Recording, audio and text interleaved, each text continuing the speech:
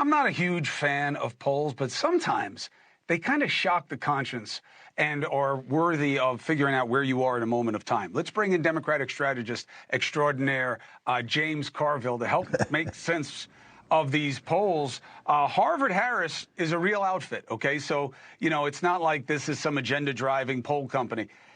Favorability, which is just a raw score, James knows all this, he's been teaching me this for 30 years, but the favorability is just a raw score of who people like, okay? To beat Trump in a raw score favorable is almost impossible, okay? Because people who like him, either, the like-hate is so high. Bobby Kennedy, 52%. The net favorability poll, okay? Now we're going to get love-hate reckoned in there, right? He is plus 25. That is extraordinary.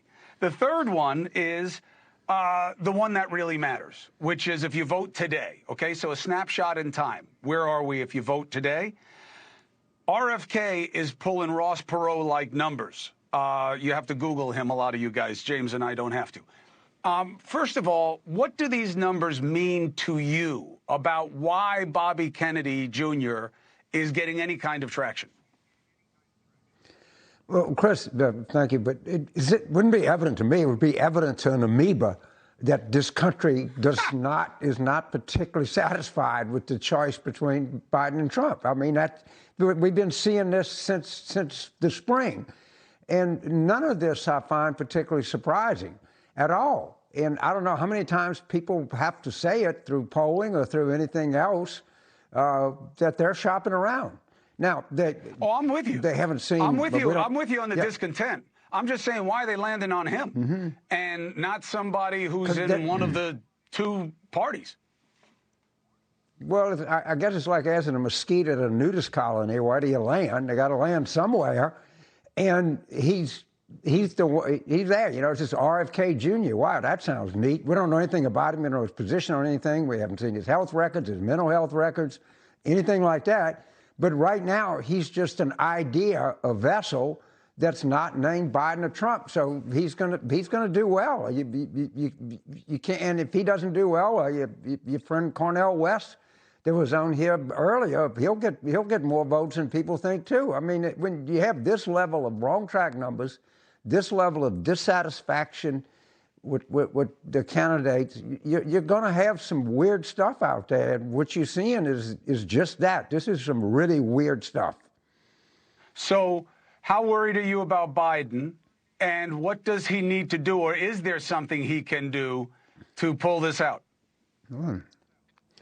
Well, I like President Biden. I'm obviously very worried about him. I love the United States. I'll be just coldly honest as I can be. I'm scared to death for the United States, which I think is the greatest country that ever existed. But I don't know, Chris. These numbers they're not like anything that we've seen before. And I don't think a sufficient attention has been paid to just how historically significantly bad this is. I mean, if you combine every kind of volatility index you can think of in politics, it's all blinking red big time. That's just not. Well, when you say blinking red, do you mean that Biden's going to lose, or do you mean we're headed to some kind of, massive problem?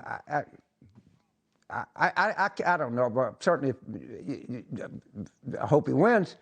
But I can't. I'm not going to try to predict this. But what I will predict with great confidence, we're going to see a lot of, as President Bush said after Trump's inauguration, that was some weird blank.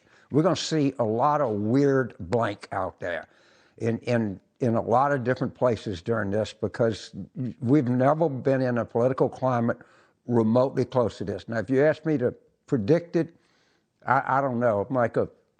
I'm not a very good predictive outcomes. I don't want you to predict it. I can tell I want you to just leave people. Right. I just want to leave you. I want you to leave people with some. Well, I can't make a turducken metaphor because it has no bones in it. But some meat on the bones of why do you believe this climate is not just bad for Democrats, but bad, period? People are dissatisfied.